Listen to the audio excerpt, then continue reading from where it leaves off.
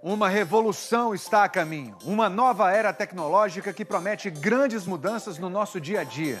É o tão falado 5G. Mas você sabe o que é o 5G? O repórter Felipe Santana mostra como o Brasil e o mundo estão se preparando para implantar essa rede que promete conexões ultra rápidas de internet. E explica por que o 5G virou o centro de uma disputa entre duas potências. Tudo vai estar na nuvem. Médicos em Londres vão operar um paciente em São Paulo.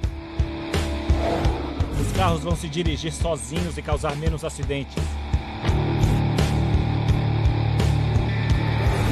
A realidade virtual vai finalmente ficar acessível.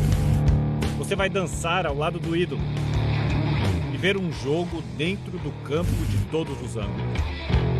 São trilhões, muito dinheiro numa nova economia em que tudo vai ter internet. Ainda não dá nem para imaginar quais as possibilidades. O mundo vai mudar com o 5G. Aqui em Nova York já tem internet 5G. Tá vendo aquelas caixinhas ali em cima do prédio? São como os modems de internet que você tem na sua casa, mas são antenas 5G. Aqui a gente tem um celular 5G. A gente vai fazer um teste de velocidade para ver quão rápida é a conexão que a gente consegue aqui do lado. Olha, quase 900 megabits por segundo. Com essa velocidade aqui a gente consegue baixar um filme inteiro em 3 segundos. Ou seja, tudo isso que a gente tem em casa e tenta a todo custo esconder vai ficar completamente obsoleto. Esse emaranhado de fios, modem para a internet. Aqui, por exemplo, eu assino a internet mais rápida do mercado e a velocidade que eu estou conseguindo agora é 300 megabits por segundo. Na rua é mais rápido, vai ser uma revolução. Tudo começou durante a guerra. No Vietnã, militares aperfeiçoaram a tecnologia para se comunicar em qualquer lugar. E aí, nos anos 70, surgiu o celular. É o 1G, a primeira geração, os famosos tijolões. A segunda geração de telefonia móvel, o 2G, possibilitou que a gente começasse a mandar mensagens de texto. Com o 3G, o telefone virou um mini computador com internet.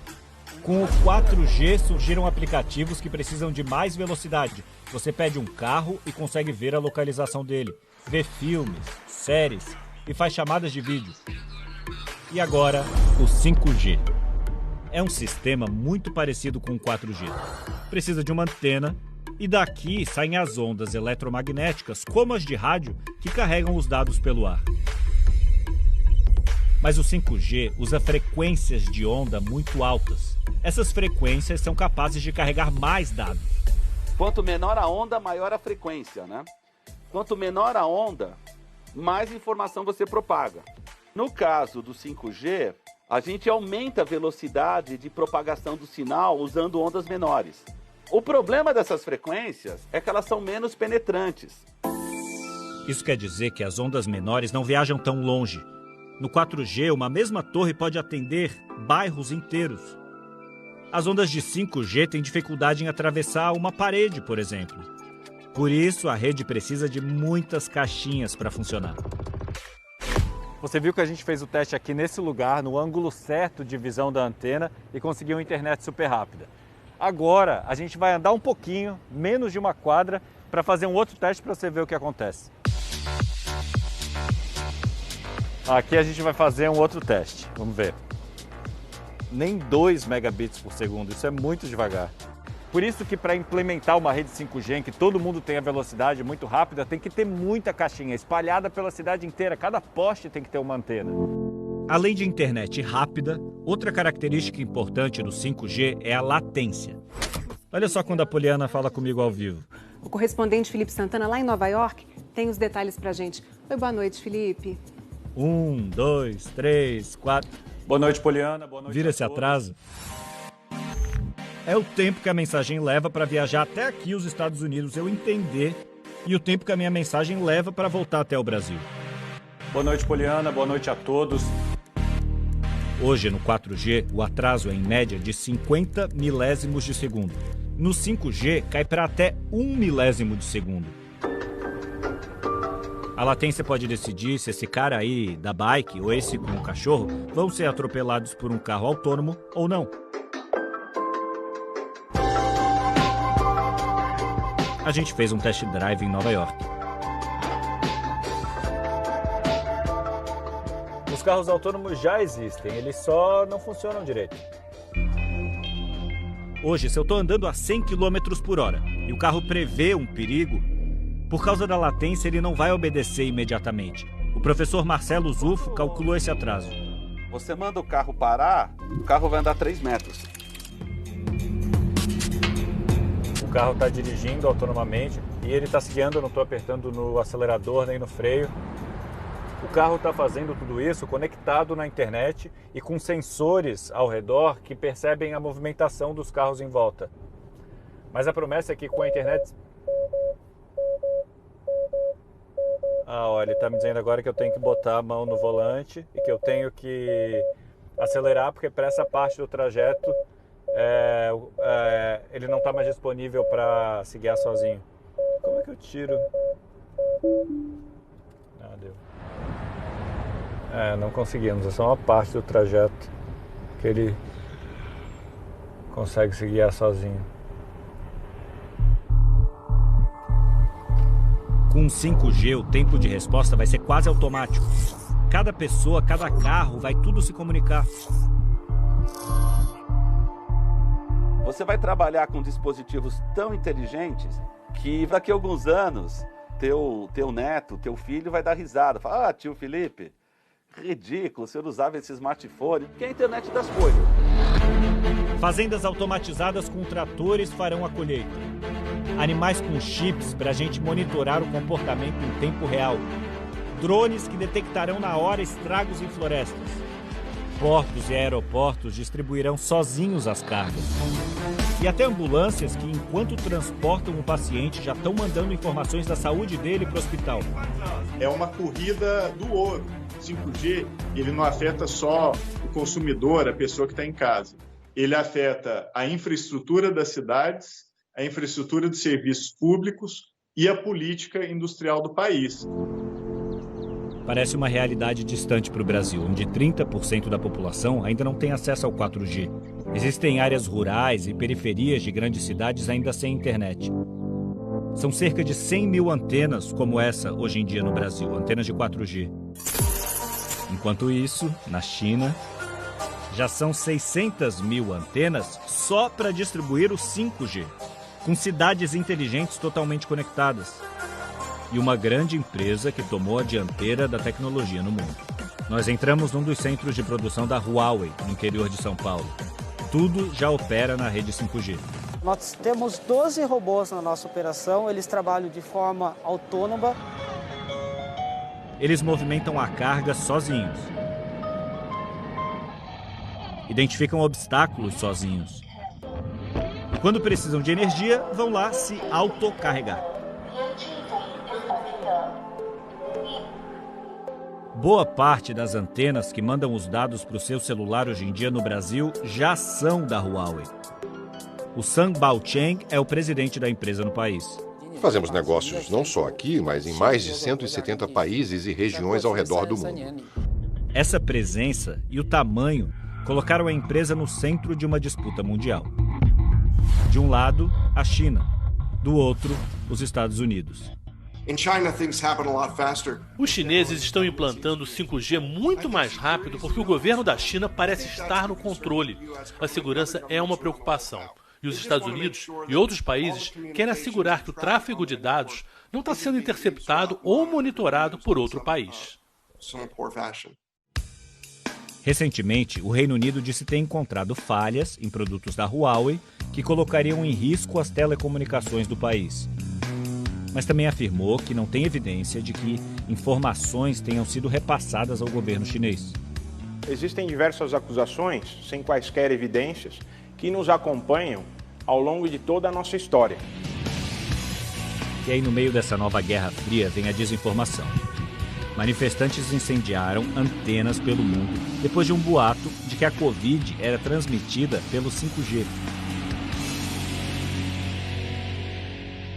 A essa altura você já sabe que tudo que você faz na internet está sendo monitorado por alguém. Todos os seus dados, seu e-mail, sua câmera, os sites que visita, tudo. E essa informação é muito valiosa. As empresas de tecnologia revendem os dados sobre o seu comportamento para os anunciantes.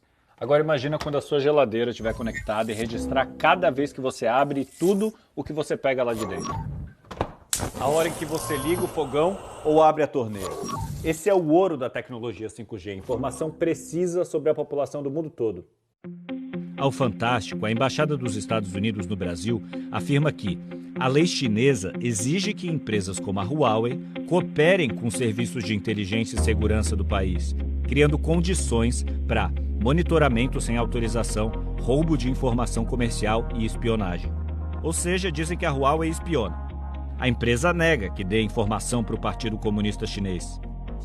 O governo chinês nunca exigiu que empresas que operam no exterior, como a Huawei, fornecessem quaisquer dados à China.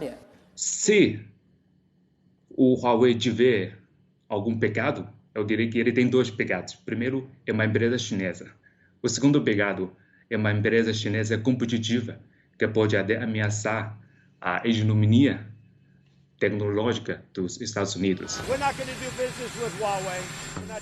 Donald Trump baniu a Huawei dos Estados Unidos. E agora pressiona para que outros países barrem a gigante chinesa na hora de montar a rede 5G. Suécia, Japão, Reino Unido e França já criaram restrições. Aqui no Brasil, outras grandes empresas concorrem com a Huawei. A sueca Ericsson e a finlandesa Nokia. Todas fabricam a tecnologia, ou seja, aquelas caixinhas, que serão vendidas para as operadoras de telefonia instalarem suas próprias redes de 5G e assim oferecer internet rápida. E é isso que vai permitir o desenvolvimento de incontáveis aplicações. A ideia do 5G é conectar toda a sociedade. Com o 4G a gente conectou todas as pessoas. Agora a gente vai conectar todas as coisas com o 5G. Na fábrica da Ericsson, os funcionários já montam os dispositivos que permitem a migração da rede 4G para a rede 5G. Na sede da empresa em São Paulo, eles testam a tecnologia com vários dispositivos. Então imagina um professor, por exemplo, na sua casa, fazendo uso de um óculos como esse de realidade aumentada, acessando uma série de hologramas 3D, um pulmão, um olho. E olha o que o professor pode fazer com os hologramas. Ele pode interagir com os hologramas. Na Finlândia, a Nokia instalou uma rede 5G dentro de um hospital, o que permite que os robôs ajudem na distribuição dos remédios. Com isso, você está utilizando melhor os recursos dos hospitais públicos. Quanto mais eles conseguem otimizar e fazer com que o profissional esteja atendendo o paciente, melhor são os resultados. Mas para tudo isso virar realidade, não basta só ter caixinha. Tem que ter frequência disponível. Hoje em dia a rede 4G é como a rodovia Imigrantes em São Paulo em véspera de feriado. A rede 5G vai possibilitar que muitas avenidas, ou seja, novas frequências, sejam abertas. E dessa forma vai ter muito mais espaço para conectar qualquer coisa à internet. Para isso, o governo brasileiro tem que fazer o famoso leilão do 5G. É que existem no céu essas espécies de avenidas por onde passam as ondas eletromagnéticas. As operadoras de telefonia celular vão pagar para usar cada uma dessas frequências. Elas são públicas, para isso tem que fazer um leilão, é uma concessão. Esse é o passo mais básico, mas a gente vem adiando há um tempão. O governo nega atrasos. O Ministério das Comunicações diz, em nota, que o presidente está ciente de que as discussões sobre o tema transcorrem dentro do horizonte temporal esperado. O leilão ele não está atrasado.